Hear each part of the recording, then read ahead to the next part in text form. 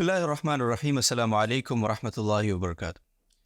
ناظرین محترم، آج کا یہ پوڈ کاسٹ جس میں آپ کو خوش آمدید کہتے ہیں. آج کی اس پوڈ کاسٹ کی جو خاص مہمان شخصیت ہیں، 2017 میں جو ٹاپ 500 مسلمانوں کی ایک فہرست جاری کی گئی تھی، دنیا کے ٹاپ 500 انفلوئنشل مسلمان جتنے ہیں ان کی ایک فہرست جاری ہوئی تھی، تو اس میں بھی ان کا شمار تھا. اور برطانیہ سے ان کا تعلق ہے، معروف مذہبی اسکالر ہیں، اور بہت ساری بڑی تعداد میں ان کے انگلش میں انگریزی میں لیکچرز آپ کو یوٹیوب پہ بھی یقینی طور پہ ملیں گے جب آپ ان کے نام سے وہاں پہ سرچ کریں گے. پی ایچ ڈی انہوں نے کی ہے اسلامک اسٹڈیز میں سواس لندن سے، اور نام ہے ان کا جناب مفتی عبد الرحمن منگیرا صاحب. السلام علیکم ورحمۃ اللہ وبرکاتہ. وعلیکم السلام. آج ان کو خوش آمدید ہم کہہ چکے ہیں، اور ان سے بات ہم نے کرنی ہے بیکاز کہ ان کی جو تشریف آوری کا مین مقصد ہے جامعۃ الرشید یہاں الغزالی یونیورسٹی میں، خاص طور پہ وہ الغزالی یونیورسٹی کا جو بی ایس اسلامک اسٹڈیز اور ایم ایس اسلامک اسٹڈیز کا جو پروگرام ہے، اس کے لیے جو کریکولم ڈیزائن ہو رہا ہے، اس کے لیے جو پوری ایک برین اسٹارمنگ ہو رہی ہے، تو اس ساری چیزوں کے معاملات کے اندر وہ سارا آج پورا تقریباً کوئی جو 2-4-5 گھنٹے ان میں آپس میں وہ بی سی صاحب کے ساتھ، چانسلر صاحب کے ساتھ، اور دیگر جو فیکلٹی یا بی ایس ایم ایس کی جو مینجمنٹ ہے آگے چل کے جو یہ پروگرام شروع ہو رہا ہے، ڈگری پروگرام انشاءاللہ، تو اس میں کافی ڈیٹیل سے چیزیں انہوں نے ڈسکس کی ہیں، اپنا اوپینین دیا ہے بیکاز کہ ان کی ظاہر اس پہ پی ایچ ڈی ہے اور ایک بہت بڑی یونیورسٹی سے ہے، پھر اپنا ایکسپیرینس ہے، پھر دنیا بھر میں ان کے اسفار ہیں، پھر مختلف جگہوں پہ ان کی خطابت ہے، پھر لیکچرز ہیں، پھر بہت ایک طویل کیریئر ہے ماشاءاللہ. تو ان کا انپٹ بہت امپورٹنٹ اس حوالے سے یقینی طور پہ ہے، اور یہی وجہ ہے کہ الغزالی یونیورسٹی نے ان کو انوائٹ بھی کیا. تو اس ساری چیز کو بھی ان سے پوچھیں گے کہ کیا ان میٹنگز کے اندر وہ جو کہتے ہیں نا، رپورٹرز جب رپورٹ کر رہے ہوتے ہیں خبریں کہ فلاں میٹنگ کے اندر کی خبر یہ ہے ہمارے ذرائع کے مطابق، تو وہ اندر کی خبر بھی پوچھیں گے ان سے. سب سے پہلے ان کا کچھ مختصر تعارف لیں گے. مفتی صاحب، سب سے پہلے تو ہماری آڈینس ہے، مزید آگے جانے سے پہلے کچھ تو ہم نے تعارف کی جسارت کی، کچھ آپ اپنے حوالے سے کچھ بتائیے، تھوڑا اپنا تعارفی جو بیک گراؤنڈ ہے علمی اعتبار سے، خاندانی اعتبار سے، علاقائی اعتبار سے، تو ایک اس کی کوئی سمری پلیز. بسم اللہ الرحمن الرحیم. تو ہمارا اصل تعلق گجرات ہندوستان سے ہے. تو انگلینڈ میں پیدائش ہے، اور اس کے بعد پھر وہاں جو سب سے بڑا مدرسہ دارالعلوم بری حضرت مولانا عصمت اللہ رحمۃ اللہ علیہ نے جو قائم کیا تھا، تو وہاں سے پڑھائی حاصل کی تھی پہلے. اس کے بعد پھر آگے ساؤتھ افریقہ مفتی رضا الحق صاحب ہوتے ہیں مدرسہ زکریا میں وہاں، اور اس کے بعد پھر سہارنپور میں افتاء کے لیے واپس گیا تھا، اور کچھ شام میں کچھ پڑھا وہاں کے علماء سے 1998 وغیرہ میں. اور اس کے بعد پھر امریکہ میں نے امامت کروائی تھی تقریباً 8 سال تک. اس کے بعد پھر انگلینڈ واپس آ کر ماسٹرز اور پی ایچ ڈی وہ سواس سے کی تھی. اور ابھی ہمارا وائٹ تھریڈ انسٹیٹیوٹ ہم چلا رہے ہیں، جس میں مختلف قسم کے تخصصات کے پروگرام ہیں کہ جو عالم گریجویٹ ہوتے ہیں مدارس سے، تو اس کو آگے کیسے ہم اور زیادہ ریلیونٹ وغیرہ، یعنی آج کل جو ہو رہا ہے اس اعتبار سے ہم کیسے بنائیں. تو یہاں جو میں نے دیکھا وہ گویا کہ ہم تقریباً وہی کام کرنے کی، وہی نہیں لیکن اس کے قریب کام کرنے کی کوشش کر رہے ہیں. اس کے علاوہ پھر یونیورسٹی ایک جورڈن میں ایک یونیورسٹی ہے وائز یونیورسٹی، تو اس میں انہوں نے ہمیں ہماری وائٹ انسٹیٹیوٹ ہے اس کو گویا کہ اختیار کیا ہے کہ ہم انگلش میں حنفی بی اے ان حنفی فقہ، اچھا، تو اس کے سارے لیسنس ہم پرووائڈ کریں. ان کے پاس عربی میں ہے بھی موجود، شاید پوری دنیا میں شاید وہیں سے وہ حنفی اور شافعی فقہ میں ایک بی اے یعنی مستقل ایک بی اے جاری ہے، تو وہ ابھی انگلش میں ہم ان کے لیے پرووائڈ کر رہے ہیں. اور اس کے علاوہ پھر ہمارا ایک پبلیکیشن ہاؤس ہے وائٹ تھریڈ پریس، جس سے مختلف قسم کی کتابیں ہم نے لکھی ہے اور چھاپی ہے، پبلش کی ہے، جو الحمدللہ کافی مقبول ہوئی ہے. اور بس، اور زمزم اکیڈمی کا ہمارا چینل ہے یوٹیوب پہ، زمزم اکیڈمی، وہ میں بالکل دیکھا ہے، اور ہم ناظرین سے بھی درخواست کریں گے کہ مفتی صاحب کے لیکچرز وغیرہ آپ کو اس چینل پہ ملیں گے، تو آپ ضرور وزٹ کیجیے گا اس چینل کو بھی انشاءاللہ. اچھا مفتی صاحب، آپ نے بھی ایک بات کی بڑی خوبصورت، وہیں سے میں آغاز کر لیتا ہوں کہ ہم وہی کام کرنے کی کوشش کر رہے ہیں جو یہاں پہ ہو رہا ہے، وہی نہیں اس کے قریب. یہ آپ نے بڑا محتاط لفظ یوز کیا. کون سا کام ایسا ہے جو یہاں پہ ہو رہا ہے اور آپ کو بہت انسپائر؟ اصل میں یہاں جو آپ کے لیے گویا کہ ایک غنیمت کی بات ہے کہ انگلینڈ کے اندر اگر کوئی بھی مدرسہ یہ کوشش کرے کہ ان کا جو سلیبس ہے، جس کو آپ درس نظامی یہاں کہتے ہیں، اگرچہ میں یہ لفظ سے مخالف ہوں، اس سے کہ درس نظامی جو اصل تھا وہ تو ختم ہو گیا، میں ملا نظام الدین کے قبر پہ گیا ہوں. ٹھیک ہے. اور اگر وہ یہ دیکھ لے تو پتہ نہیں وہ کیا کہتے. بہرحال یہ جو عالمیہ کا جو ہمارا پروگرام ہے, اگر اس کو میپ کر کے یعنی اس کا معادلہ کروا کے اس کو ایک ڈگری میں بنایا جائے, ہم نے بھی یہ اور کافی مدارس نے یہ سوچا ہے وہاں, لیکن وہاں اس کے یہ جو معادلہ جو اتھارٹیز ہوتی ہے جی وہ بہت مشکل ہے. صحیح. ایک تو اسلاموفوبیا ہے, اور دوسری بات یہ کہ بہت ساری چیزیں اس میں وہ اس میں کیا کہ ترمیم کرنا چاہتے ہیں. پھر یہ ہے کہ ہم اگر عورت اور مرد کو ساتھ میں نہ بٹھائے وہ بھی ایک گڑبڑ ہوتی ہے اس میں. تو اس لیے ماشاءاللہ جو آپ لوگ جو کر رہے ہیں اور بظاہر ماشاءاللہ اس میں کافی سکسیس آپ کا ہو رہا ہے, تو اس وجہ سے ماشاءاللہ مجھے اس سے بہت خوشی ہو رہی ہے کہ یہاں آپ انشاءاللہ ایسا کریں گے. وہ اس وجہ سے کہ پہلے تو کوئی عالم کے پاس PhD ہو یا BA ہو اس کا کوئی لحاظ ہی نہیں تھا, کوئی ضرورت نہیں تھی. میں امریکہ میں جب امام تھا تو اس وقت یہ تھا کہ چاہے سب سے آپ بڑے شیخ الحدیث کو لے آئے, بڑے مفتی کو لے آئے, علامہ کو لے آئے, اگر اس کے پاس ڈگری نہ ہوتی تو اس کو کوئی قبول نہیں کرتا اکثر یعنی لوگ.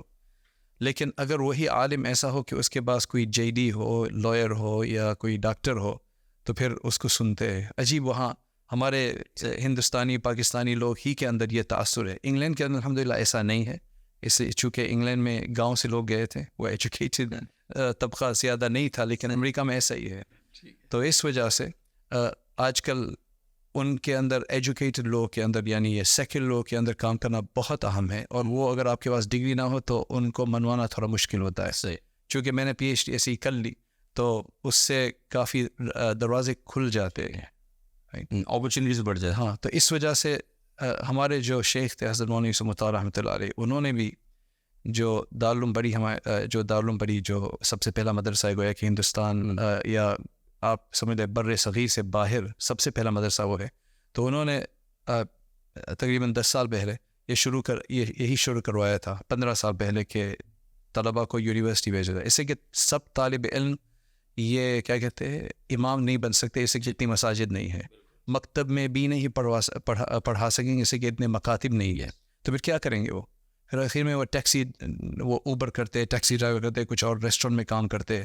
اس وجہ سے یہ بہت اچھی بات ہے کہ اگر ان کے پاس ڈگری ہو تو وہ اس طرح کے یونیورسٹیوں میں جا سکے, وہاں پڑھا سکے.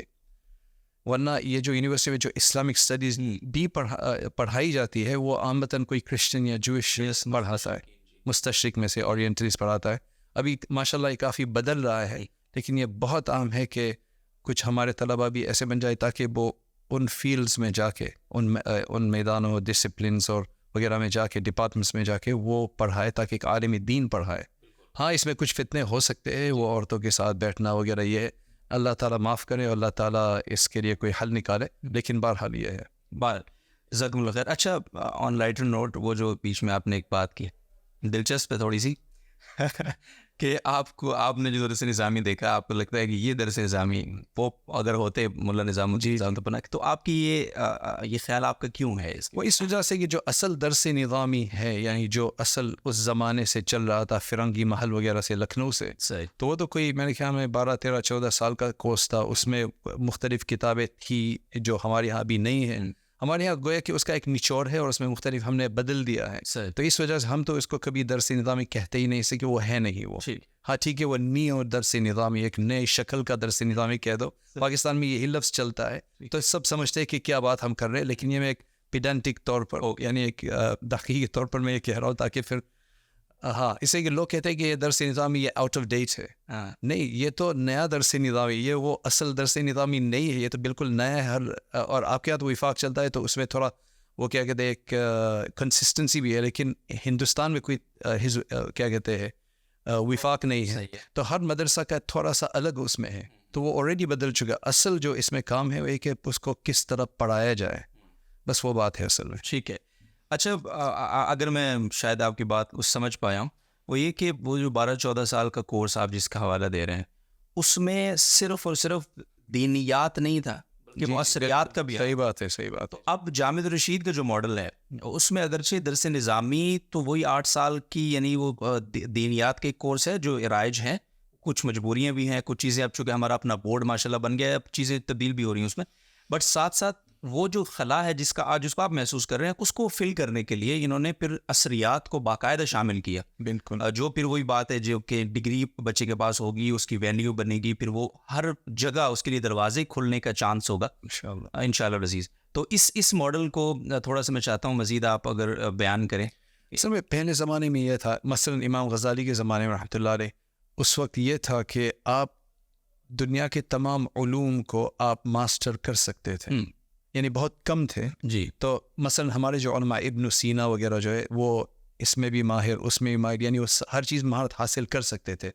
آج ایسا ہو چکا ہے کہ ہر چیز میں ایسی وسعت آ گئی ہے اور مختلف قسم کی وہ تقسیمات اور وہ ڈسپلنری وہ تقسیمات آ گئی ہے کہ صرف اگر کوئی آدمی پوری زندگی میڈیسن میں کام کرے، طب میں، وہ بھی اس کو ماسٹر نہیں کر سکتا، اسے کہ اس کی اتنی مختلف ڈسپلنس آ چکی ہے کہ یو کان ماسٹر اٹ آل، اس کو ماسٹر نہیں کر سکتے ہیں. تو اس وجہ سے یہ جو کورس ہے اس میں ظاہری بات ہے ہماری وہی ابھی مشورہ ہو رہے تھے کہ یہ کیوں نہیں اس میں، یہ کیوں نہیں. ظاہری بات ہے کہ 4 سال کا کورس ہے یا پتہ نہیں کہ 4 سال کا کورس ہے، اس میں کتنا لائے وہ. اور یہ کوئی اینڈ آن کورس نہیں ہے کہ بس اس میں سارا جامع سب آ گیا، اس میں جو سب سے زیادہ اہم بات ہے وہی آئے گی. تو یہ بالکل جیسے ہمارے جو اکابر حضرت مولانا قاسم نانوتوی رحمۃ اللہ وغیرہ، وہ اتنے عاقلین میں سے کیوں شمار ہوتے ہیں؟ وہ اس وجہ سے کہ انہوں نے منطق وغیرہ کے جو اور اس طرح کے جو دوسرے علوم ہیں اس زمانے کے، انہوں نے بالکل اس میں یعنی ماسٹری حاصل کر لی تھی. تو اس وجہ سے وہ اس طرح کی تحریکیں چلا سکتے تھے. آج کل کمزوری ہے، وہ کمزوری اس اعتبار سے. تو انشاءاللہ اس سے اور مختلف اور ذرائع سے انشاءاللہ یہ خلا پور ہو جائے گی انشاءاللہ. اچھا، اسلامک اسٹڈیز کے اوپر ہم آتے ہیں کیونکہ ہمارا آگے چل کے وہی گفتگو کا سارا موضوع ہے. آپ نے جس طرح بتایا کہ آپ نے ساؤتھ افریقہ میں پڑھا، پھر ہندوستان سے تخصص کیا، پھر آپ امریکہ چلے گئے، 8 سال میں امامات خطابت، اس دوران بھی مطالعہ آف کورس رہا ہوگا.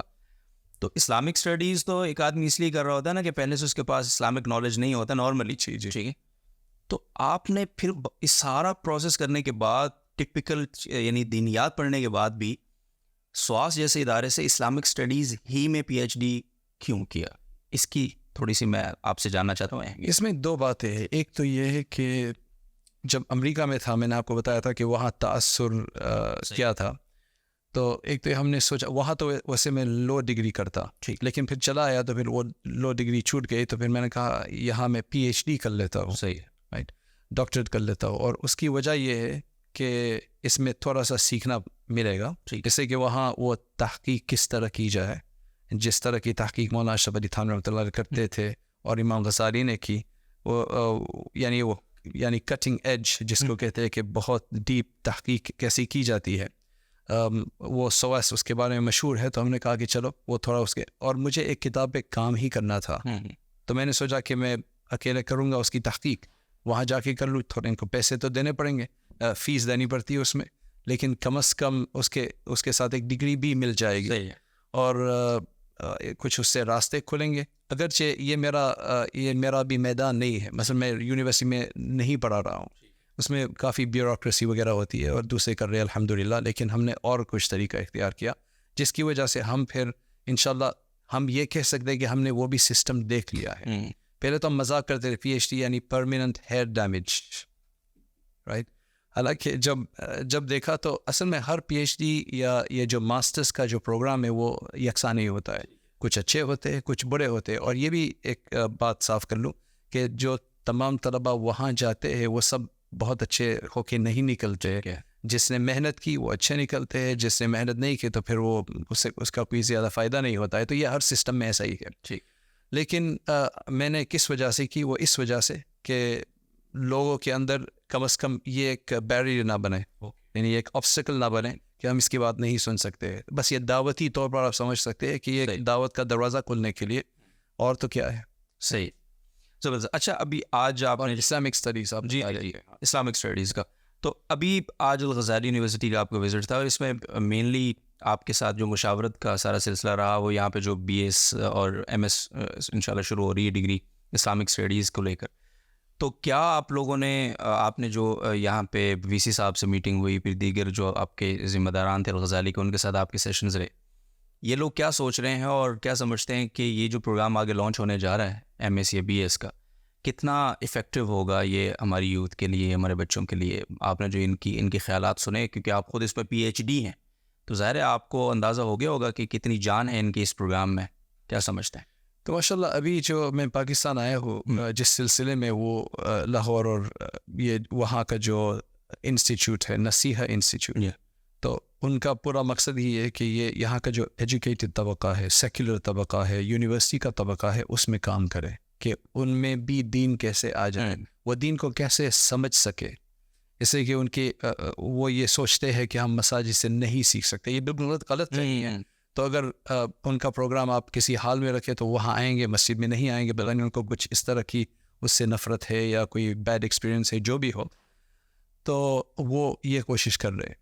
تو میرے خیال میں اس سے بھی یہ فائدہ ہوگا. یہ جو لوگ یہاں کرے, اسی طرح یہ حکمت انسٹیٹیوٹ کراچی میں یہ کام کر رہا ہے, جس طرح ہمارے وائٹ تھریڈ انسٹیٹیوٹ کام کر رہا ہے. تو میرے خیال میں اس سے یہ فائدہ ہوگا کہ اس سے زیادہ طلبہ اس طرح کے پیدا ہوں گے کہ جو اور میدان میں جا سکیں گے انشاءاللہ. بس یہی میرے خیال میں ان کی یہ ڈیزائر ہے کہ ان کا کیا کہتے ہیں, ان کی یہ امید ہے کہ بس یہی مقصد ہے کہ اس سے یہ حاصل ہو. صحیح, ٹھیک ہے. تو آپ نے کیا سجیشنز دیں حضرات کو, کوئی اس پہ تھوڑی سی روشنی ڈالیں؟ ماشاءاللہ وہ کافی کمپریہنسو ہے. پھر پتہ چلا کہ ظاہری بات ہے کہ 4 سال میں کتنا اور پڑھایا جا سکتا ہے, لیکن جو 2-3 باتیں میں نے جس کو میں نے بتائی وہ یہ تھا کہ وہ مثلا ریفرنسنگ کس طرح کی جائے. ایک جو علمی آرٹیکل کچھ ہوتا, علمی جو ایک کیا کہتے ہیں مضمون ہوتا ہے, اس میں ایک خاص قسم کی ریفرنسنگ کی جاتی ہے.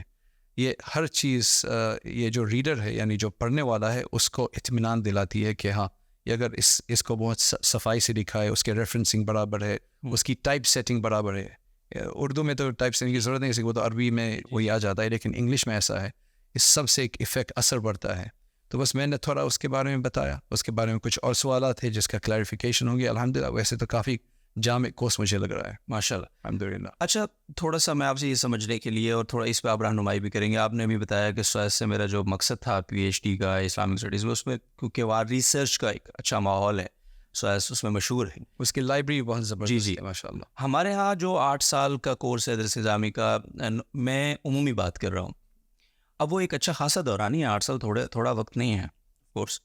اس میں ریسرچ والا جو معاملہ ہے نا, ریسرچ والا جو پہلو ہے, اس کی خاصی کمی محسوس ہوتی ہے, اور آف کورس آپ کو بھی محسوس ہوتی ہوگی. یہ جو ہمارے بچوں کو ریسرچ سے دلچسپی نہیں رہی ہے, اس کا نقصان آپ کیا سمجھتے ہیں, اور اس ریسرچ کی اہمیت کیا ہے, اور اس کو ہم کیسے اڈاپٹ کر سکتے ہیں؟ تھوڑا ان تینوں چیزوں کو کور کیجیے گا. میرے خیال میں ہمارے جو بزرگوں کا جو پہلے طریقہ تھا کہ طلبہ کے پاس زیادہ کام کروائے, وہ خود مطالعہ کر کے لائے اور وہ پڑھائے, تو وہ تھوڑا سا بدل چکا ہے. صحیح ہے. عامتاً اساتذہ یہ سوچتے ہیں کافی مدارس میں کہ انہی کو سارا کچھ تیار کرنا ہے, پورا مطالعہ کرنا ہے, اور اس کے بعد پھر سب کو وہی ایک چمچ کے ساتھ کھلانا ہے, گویا کہ آپ سوچ لیں. تو اس کا ایک فائدہ تو ہے, لیکن دوسرا فائدہ یہ ہے کہ طلبہ یہ سوچتے ہیں کہ بس ہمیں خود کچھ زیادہ سوچنا نہیں پڑتا ہے. اور جب کوئی آدمی پہلی مرتبہ یہ سوچے تو ان کو یہ پوری سمجھ میں, مجھے بھی نہیں سمجھ کہ یہ کیا بات آپ کر رہے ہیں, کہ میں تو سوچتا تھا جی.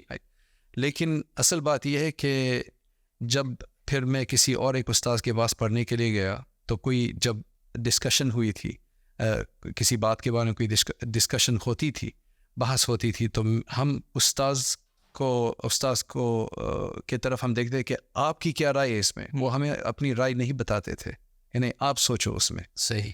تو پھر اس سے یہ تھوڑا سا ملک آیا کہ ہم بھی پھر وہ اس کی تصحیح کر لیتے تھے. تو یہ اچھا طریقہ ہے کہ پہلے سب سے اپنی بات کرو. ہمارے یہاں جو افتاح کا کلاس چلتا ہے وائٹ تھریڈ میں, ہمارے دارالفتہ میں, صحیح, تو ہم طلباء کو یہ کہتے ہیں کہ آپ یہ جو ہمارے بزرگ جنہوں نے ساری زبردست یہ جو فتاوی کی کتاب لکھی ہے, آپ بس ان سے تقلیداً نہیں لیں گے کہ انہوں نے کہا ہے بس ہم نے, آپ دیکھیں کہ وہ کیوں کہہ رہے ہیں, ان کی وجوہات کیا ہے, ان کے دلائل کیا ہے, اور کیا آپ کے ساتھ وہ ریزونیٹ ہوتے ہیں, یعنی وہ آپ کو معقول, اس سے کہ اس میں کافی مفتی فتاوی رحیمیہ میں کچھ ہوگا اور فتاوی محمودیہ میں کچھ اور ہوگا, تو آپ کس طرف جانا چاہتے ہیں. آپ کو یہ کوشش کرنی ہے کہ جیسے حضرت مفتی صاحب نے جو ان کی سوچ تھی, جو ان کا مرتبہ تھا, آپ بھی وہاں تک پہنچ جائے. یعنی یہ کوئی خراب بات تو نہیں, یعنی یہ کہ آپ مفتی محمود رحمۃ اللہ علیہ بہت بڑی شخصیت ہے, لیکن کم از کم آپ یہ کوشش کریں, اللہ تعالیٰ سے یہ مانگیں کہ میں بھی اسی طرح سوچ سکتا ہوں, پھر مزہ آئے گا آپ کو. تو ہم یہ کوشش کرتے ہیں. تو ہمارے یہاں جس طرح فتاوی جو تمرین ہوتی ہے اس کی وہ یہ ہے کہ سب طلباء ایک کے بعد دیگرے وہ اپنا جو فتویٰ ہے سب کو سناتے ہیں, پھر سب اس پر تنقید کر سکتے ہیں کہ آپ نے یہ کیوں کیا, یہ عبارت کہاں سے لائے, یہ کیوں آپ نے اس طرح لکھا. تو پھر ان کو جواب دینا پڑتا ہے, دفاع کرنا پڑتا ہے. تو یہی ایک طریقہ ہے تاکہ پھر وہ کوئی بات ایسے ہی کہیں سے ہم نے لکھ دی, یہ نہیں ہونی چاہیے. یہ کہ میں نے پوری سوچ سمجھ کے لکھی, یہ میرا ملکہ ابھی بن گیا, یہ تفقہ آ گیا. تو ہم یہ کوشش کرتے ہیں. تو میرے خیال میں یہ طریقہ ہمارا ہے, لیکن ابھی بعض جگہ پر ہم اس کے اوپر اعتماد نہیں کر رہے, بچوں پر اتنی زیادہ وہ کیا کہتے ہیں اتنی زیادہ ذمہ داری نہیں ڈال رہے ہیں. اسی طرح ایک دوسرا طریقہ ہے, جب میں شام میں پڑھ رہا تھا وہاں سے میں نے ایک دوسرا طریقہ دیکھا, وہ یہ ہے کہ وہاں نور الغا نہیں پڑھائیں گے. کیا پڑھائیں گے؟ مراق الفلاح یا امداد الفتاح جو اس کی شرح ہے. قدوری نہیں پڑھاتے ہیں. اللباب فی شرح الکتاب میدانی رحمۃ اللہ علیہ کی شرح ہے, شامی کے جو شاگرد ہے وہ, اس سے فائدہ یہ ہے کہ وہ سب عربی میں ہے. ہمارے یہاں تو ایسا تھا کہ پڑھاتے تھے پھر کہتے تھے کہ آپ حاشیہ پڑھ لو, اور بعض طلباء پڑھتے تھے بعض نہیں پڑھتے تھے. بعض کے یہاں اردو میں حاشیہ پڑھنا ممنوع تھا یا شرح اور عربی ہی. لیکن یہ اگر بالکل سامنے ہو اور ہم استاذ وہیں سے پڑھا رہے تو وہ ساری سامنے, وہ بات استاذ کو پھر وہ نوٹس وغیرہ لکھنے کی بھی ضرورت نہیں, وہ سارا سامنے پھر طالب علم کو بھی وہ آ جاتا ہے. پھر ہم یہ کرتے ہیں کہ سال کے اخیر میں یعنی آدھے سال کے بعد سب طلباء کو یہ ذمہ داری لگا دیتے ہیں کہ آپ کو دوسرے دن یعنی ایک دن آپ کو تحقیق کر کے پورا کلاس ایز اے استاذ یعنی کل استاذ پڑھانا ہے. اس سے میں نے دیکھا بہت فائدہ ہے.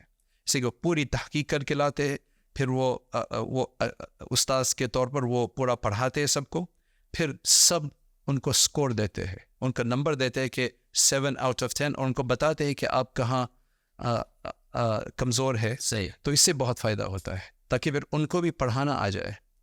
اور وہ تدریب بس وہی ہے, وہ ترتیب. میرے خیال میں یہ اگر ہم ہمارے علوم میں چسپا کر دیں تو اس سے بہت فائدہ ہوگا. صحیح. اچھا, کچھ وقت پہلے میرا جو ہمارے پاکستان کی جو ہائر ایجوکیشن کمیشن ہے, جو ایک یعنی الٹیمیٹ اتھارٹی ہے ہمارے ڈگری پروگرامس جو آپ کو پتہ ہے, ان کے چیئرمین کے ساتھ میرے ایک پوڈ کاسٹ تھا. میں نے ان سے پوچھا کہ ہمارے ہاں یونیورسٹیز کے اندر پاکستان میں بھی, آپ تو باہر کی بات کریں, ہم پاکستان کی بات اگر کریں تو اسلامیات کا جو پروفیسر ہے, اسلامک اسٹڈیز کے جو پروفیسرز ہیں وہ وہی جنہوں نے ٹپکل وہ یونیورسٹی ڈگری لی ہوئی ہے.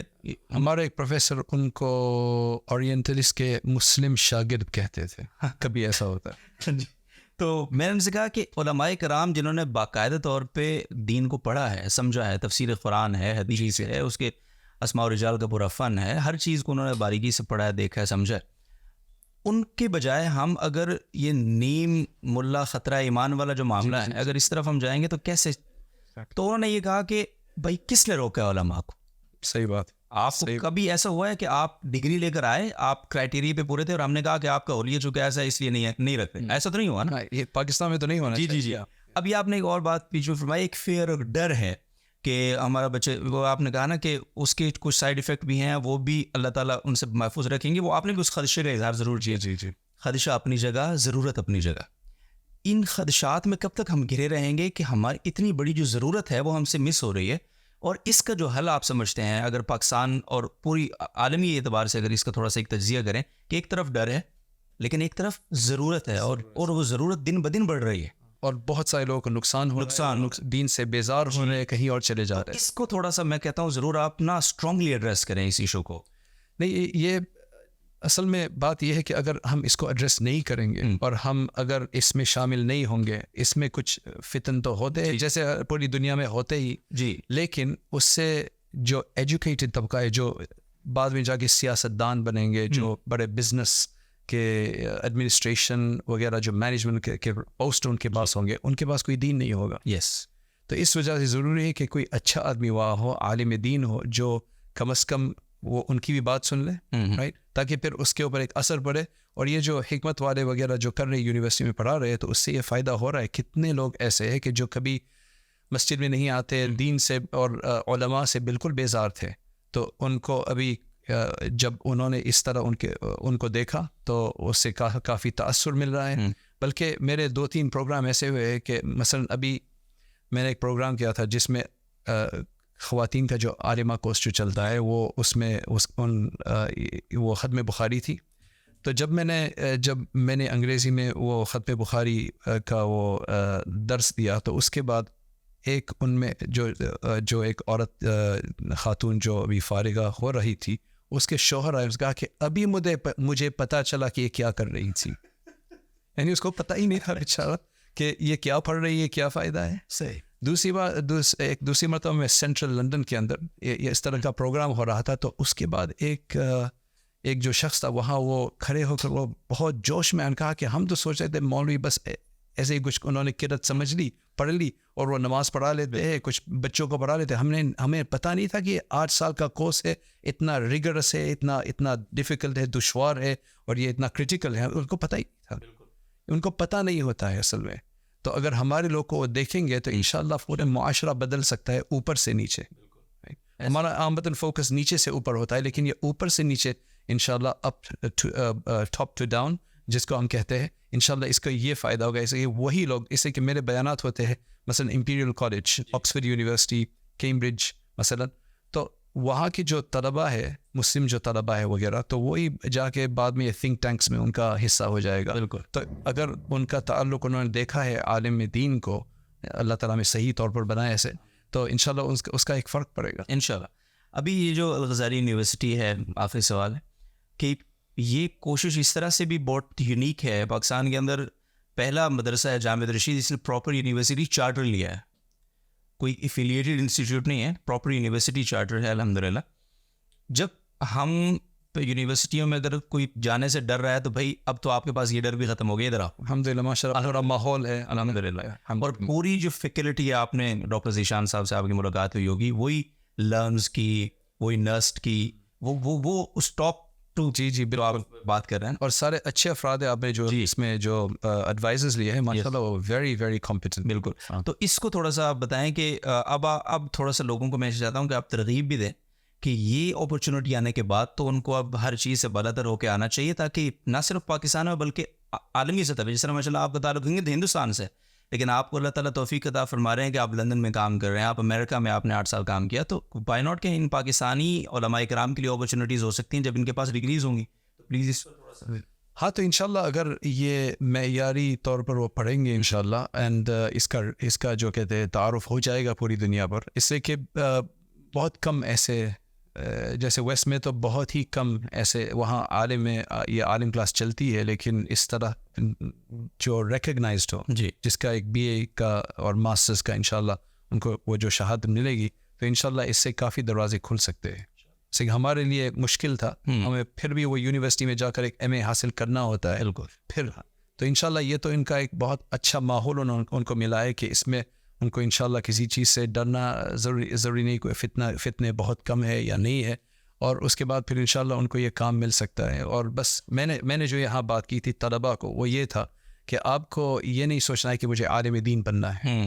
یہ تو سب کو دین کے بارے میں معلومات حاصل کرنا ضروری ہے. آپ کو یہ کہنا ہے کہ مجھے دنیا میں کچھ بہتری لانی ہے. واہ, یہ اصل مقصد ہونا چاہیے.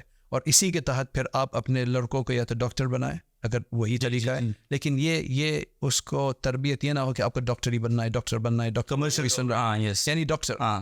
آپ یہ کہیں کہ آپ کو دنیا کو بدلنی ہے, لوگوں کو فائدہ پہنچانا ہے, اور آپ کو کچھ پازیٹیو امپیکٹ کرنی ہے. آپ کیسے کریں گے؟ آپ ڈاکٹر بنیں گے, آپ عالم دین بنیں گے, آپ مفتی بنیں گے. یہ سب ذرائع ہے. زبردست. تو یہ بہت اہم ہے, اور اس یہ ہوگا تو انشاءاللہ سوچ اونچی ہوگی, اللہ تعالیٰ کی رضا کے لیے ہوگا, اور برکت زیادہ ہوگی. اور پھر اگر اس میں انشاءاللہ اس سے برکت زیادہ ہوگی تو یہی میں نے وہاں ترغیب دی. تو انشاءاللہ اللہ ہم سب کے لیے قبول. آمین. نام جو ہے وہ کتنا ذمہ داری ہے اس نام کی وجہ سے بھی, اور کتنا وہ نام کی برکت کیا سمجھتے ہیں کتنی ہو سکتی ہے, کیونکہ الغزالی یونیورسٹی جو نام ہے, یہ تو ماشاءاللہ آپ نے ایک بہت خاص بات کہی, اس لیے کہ تاریخی جو یہ 3, 4, 5ویں 4تھی صدی یہ جو ہے, ان میں سب سے زیادہ جن کی طرف میری رغبت ہے وہ امام غزالی رحمۃ اللہ علیہ ہے, اور دوسرے ابن الجوزی رحمۃ اللہ، دونوں بغداد کے تھے. تو انہوں نے تو نام لے لیا ہے ماشاء اللہ الحمدللہ. اور تو اس کی امام غزالی تو ایسے تھے کہ جنہوں نے پڑھایا اور اپنے فارغ وقت میں جو وہاں کا فلسفہ کا جو چل رہا تھا وہ فارغ وقت میں اس کا مطالعہ کیا، اور اس کے بعد پھر مقاصد الفلاسفہ لکھی، پھر تحافظ الفلاسفہ لکھی. جیسے یعنی ایسی کتاب کہ سب ڈر رہے تھے یہ فلاسفہ کس طرح ہم مقابلہ کریں، تو انہوں نے ماشاءاللہ مقاصد لکھے.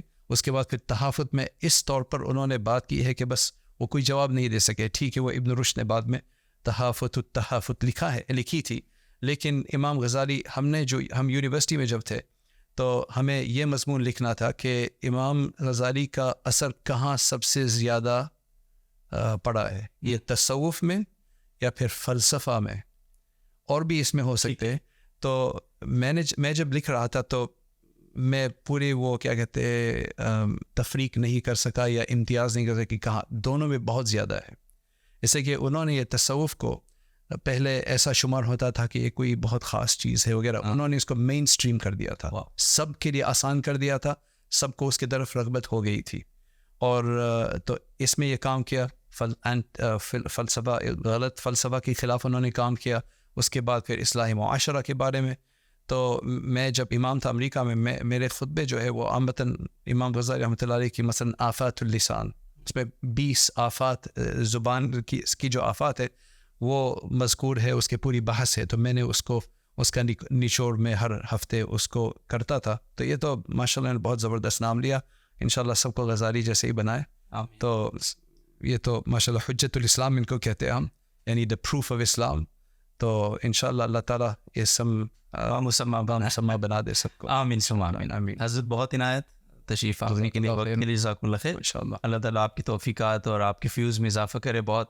اور ناظرین محترم، آپ نے حضرت مولانا مفتی ڈاکٹر عبد الرحمن منگیرا صاحب کی جو یوٹیوب چینل ہیں جن کا انہوں نے نام بھی لیا، اس یوٹیوب چینل کو آپ فالو کریں گے. ان کے لیکچرز بڑے زبردست ہیں. میں نے کچھ تھوڑے سے بس میں سننے کی مجھے توفیق ہو سکی جب سے مجھے پتہ چلا کہ مجھے گفتگو کرنی، بہت مزہ آیا. اردو میں بہت کم ہے، انگریزی میں زیادہ تر ہیں. تو لیکن آپ کو زمزم اکیڈمی، جی زمزم اکیڈمی، تو آپ کو بہت انشاءاللہ فائدہ ہوگا. تو امید ہے کہ آپ کو اس پوڈ کاسٹ سے بھی یقینی طور پہ بہت کچھ سیکھنے کو ملا ہوگا. الغزالی یونیورسٹی کا جو فیس بک پیج ہے، اس کی جو سائٹس ہیں، ان کے ساتھ آپ جڑے رہیں گے. اور الغزالی یونیورسٹی چونکہ ابھی سال بھر ہوا ہے اس کو چارٹر ہوئے، لیکن انشاءاللہ جیسے جیسے اس کے پروگرام لانچ ہوں گے تو وہاں آپ کو اپڈیٹ بھی رکھا جائے گا. BS اور MS اسلامک اسٹڈیز کے پروگرام بہت جلدی آ رہے ہیں. اس دفعہ مدارس کے وہ بچے جنہوں نے درجہ ثالثہ تک کی تعلیم ابھی حاصل کر لی ہے اور وہ ایکویلنٹ ہے آف کورس انٹرمیڈیٹ کے، تو ان کے لیے بہت بڑی اپرچونیٹی ہے. تو پلیز آپ نے مس نہیں کرنا، کوشش کرنی ہے اس میں انرول ہو سکیں. بہت بڑی اپرچونیٹیز ہیں آگے، اور یہ ہماری ذمہ داری بھی ہے کہ ان اپرچونیٹیز کو اویل کریں اور اپنے آپ کو اس قابل بنائیں کہ ہم دنیا میں کچھ کام کر سکیں. اجازت دیجیے، خیال رکھیے اپنا. اللہ حافظ. السلام علیکم.